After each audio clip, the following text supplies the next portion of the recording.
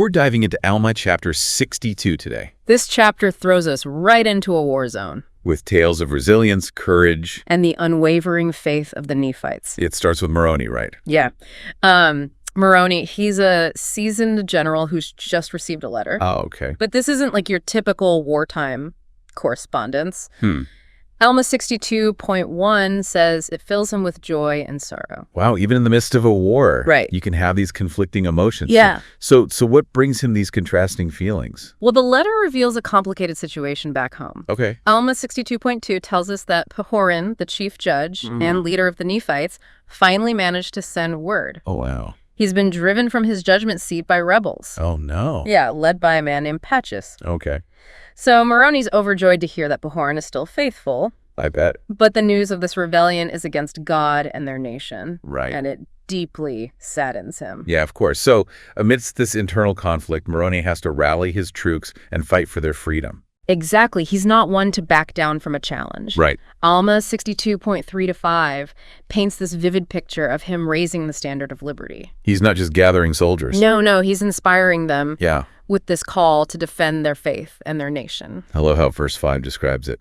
Thousands did flock unto his standard and did take up their swords in the defense of their freedom. It speaks to the power of unity and purpose, Right. especially when facing these seemingly insurmountable odds. Absolutely. Yeah. This is a people pushed to their limits, rising up to reclaim what's been taken from them. And Moroni is fueled by both his faith and his determination. Yeah. He leads the charge. He's a true example of a righteous leader, Right. someone who understands the importance of both military strength, And spiritual conviction. and his leadership is about to be put to the test. Oh, yeah. So what happens? He comes up with this brilliant strategy, joining forces with the faithful Pahoran in the land of Gideon. Okay. Alma 62.6. Together, they become a force to be reckoned with. They really do. It's incredible how quickly they mobilize. Verse 7 tells us they waste no time confronting the rebels head-on. Nope. They marched to Zarahemla and engaged in a decisive battle against Patches and his forces. And the outcome is a resounding victory for the Nephites. Awesome. Patches is slain, his forces are captured, Okay. and Pahoran is reinstated as the rightful leader. Wow. This all happens in Alma 62.8. Justice prevails. It does, but the aftermath is complex. Yeah. Alma 62.911 describes the trials and executions of those who align themselves with the rebellion. Even those who refuse to defend their country Right. face consequences for their inaction. These verses don't shy away from the harsh realities of conflict. They really don't. They make us confront uncomfortable questions about responsibility Accountability. and the difficult choices leaders sometimes have to make. Absolutely. So having dealt with the rebellion, Moroni turns his attention towards securing a lasting peace. Alma 62.1213 shows his strategic foresight. He sends provisions and reinforcements to Helaman and Lehi, who are commanding troops in other parts of the land. He's not just reactive. He's proactive. He understands that true peace requires vigilance and preparation. True leadership isn't just about winning battles. Right. It's about safeguarding the future. So what happens next in their fight for peace? Well, their next objective is the city of Nephihah, Okay. which had fallen into Lamanite hands. Okay. Alma 62.14 tells us Moroni and Pahoran are leading this substantial army, and they set out to reclaim it. But on their way, they encounter a sizable force of Lamanites. That's right. Oh, wow. It happens just as they're approaching the city. And what happens? Well, the Nephites achieve victory, Okay. but Alma 62.15 reveals something truly remarkable. What's that? They offer the defeated Lamanites a chance at peace. That seems almost unbelievable in the middle of a war. Yeah. So what do these verses tell us about this unusual act of compassion? Alma 62.16 and 17 detail the terms of this surprising covenant. They essentially say to the Lamanite prisoners, lay down your arms, cease your aggression against us, and you are free to live among us peacefully. It takes a lot of courage to extend such an offer, It does. especially to those who have been your enemies. It speaks volumes about their faith. Yeah. They believe that these former enemies have the potential for change, Right. for embracing a new way of life. It's a powerful testament to the transformative power of forgiveness and reconciliation. It really is. And how do the Lamanites respond to this unprecedented offer? You might be surprised. Okay. According to Alma 62.150, around 4,000 of them accept the covenant. Really? Yeah, it's a testament to their war weariness, but also to the genuine sincerity of the Nephites' offer. I can only imagine the sense of relief this brought to both sides. Yeah. Alma 62.29 beautifully describes how the Nephites, who have been burdened by this weight of the conflict, rejoiced in this newfound peace. Yeah. It's a reminder that even amidst the chaos of war, the desire for peace and unity can prevail. It's a powerful reminder. This act of compassion doesn't mean the war is over, though. Right. They still have a strategic objective to achieve, They do. a city to reclaim. Right. So Nephihah is still under Lamanite control. Yeah. So what happens next in their quest to liberate the city? Well, they approach Nephihah, and there's a new challenge. The Lamanites, they won't engage in open battle. Really? Yeah, it seems they've learned from their previous defeats. Alma 62.1819 describes the situation. Okay. They're holed up inside the city, too afraid to face the combined strength of Moroni and Pahoran's armies. So how do you break a siege when the enemy won't come out and fight? Moroni, as always, has a plan. Of course he does. Under cover of darkness, he undertakes this really daring reconnaissance mission. Wow. Alma 62.20 describes him scaling the city walls, infiltrating the Lamanite stronghold just to assess their defenses. I can't even imagine the courage it takes to sneak into the enemy camp. I know, right? Not knowing what you'll find. Yeah. Putting yourself in such a vulnerable position. It's a testament to his tactical brilliance, but also to his unwavering faith. Yeah, for sure. So what does he discover? Well, he discovers something crucial during this nighttime escapade. What does he find that allows him to turn the tide of this siege? He observes that the Lamanite forces are all concentrated on the eastern side of the city, Okay. leaving the western side relatively undefended.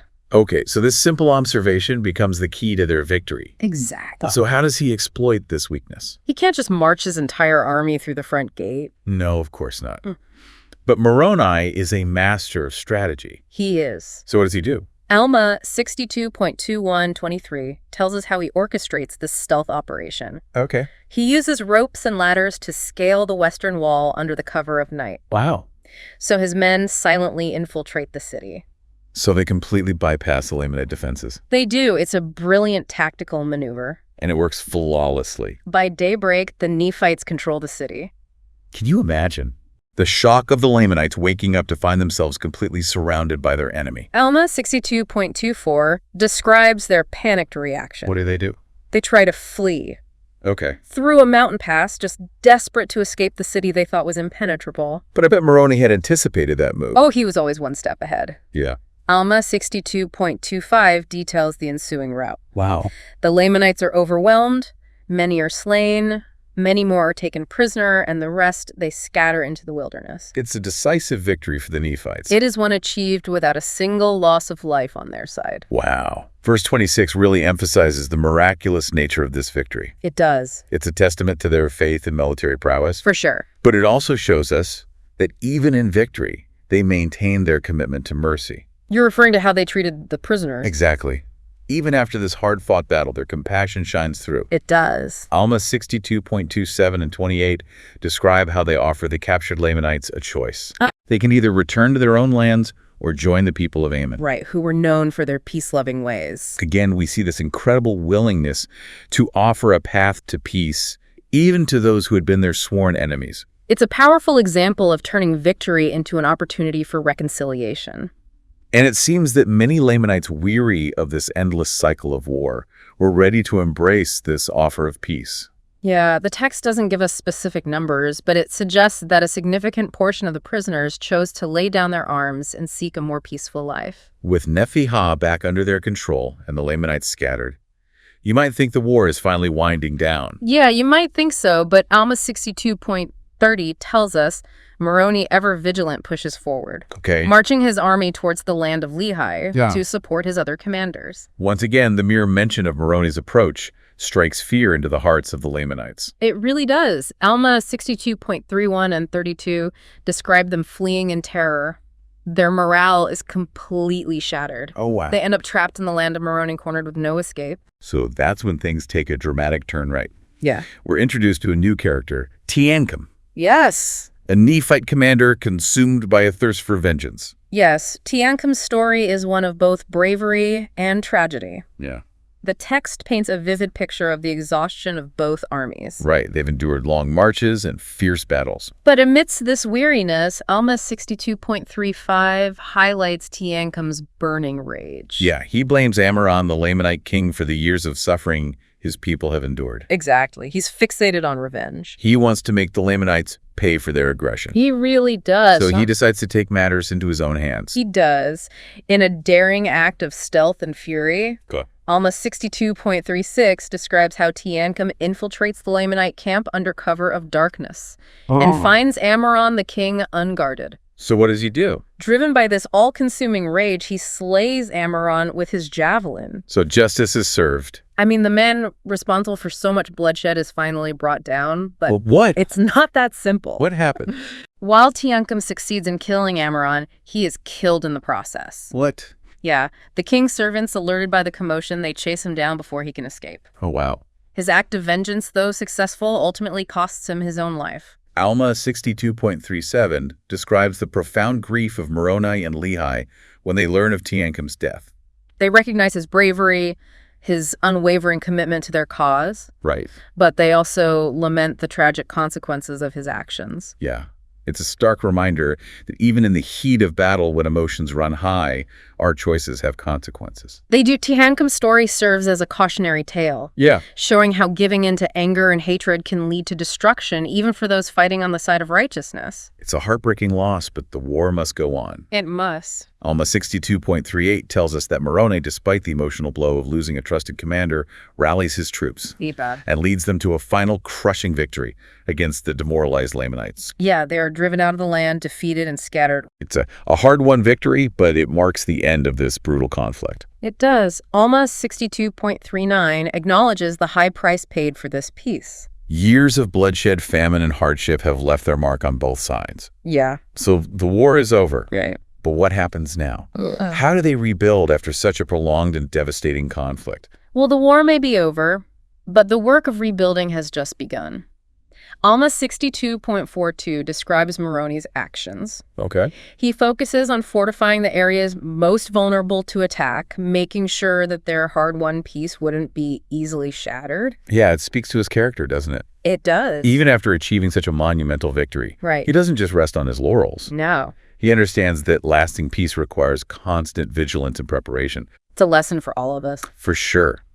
Peace is not simply the absence of conflict, but it's this ongoing process of building trust, strengthening defenses, and fostering unity. And with their defenses fortified, we see a significant transition in leadership. Okay, what happens? Alma 62.43 tells us Moroni steps down from his command. Wow. He entrusts the responsibility to his son Moronihah.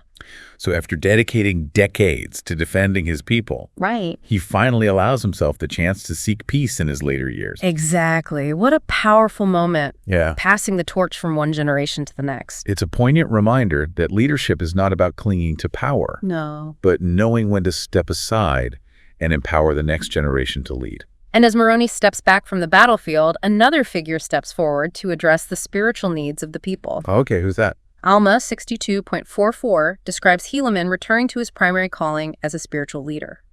So after years of leading troops and witnessing the horrors of war, he turns his attention to healing the hearts and minds of his people. He does. The war has really taken its toll, not just physically, but also spiritually. Helaman recognizes the need for spiritual renewal, repentance, and a return to righteousness. So he preaches to the people. He does, but he doesn't just preach from the pulpit.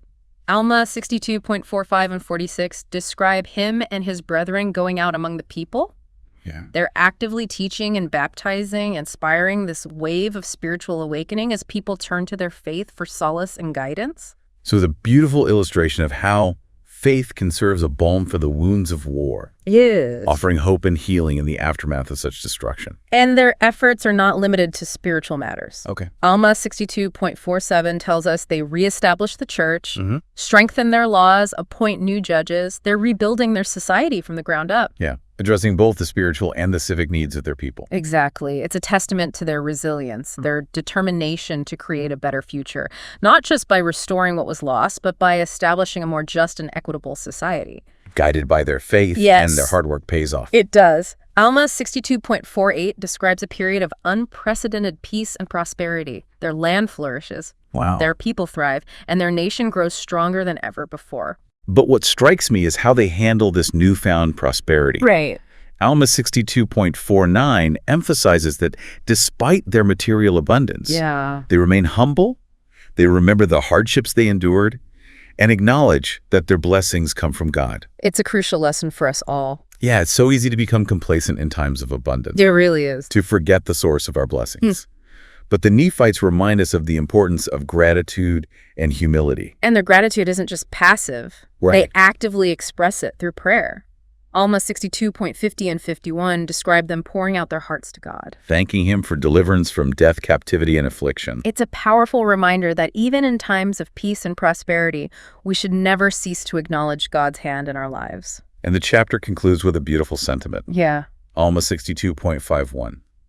Despite the cycles of war and peace, hardship and abundance, the Lord continues to bless them, guiding them on their path as long as they remain faithful to His commandments. What an inspiring story of faith, resilience, and the transformative power of God's grace. It's a story filled with timeless lessons that resonate even today. It certainly gives us much to ponder as we navigate our own journeys, doesn't it? It does. Until next time, may you find peace and strength in your own journey of faith.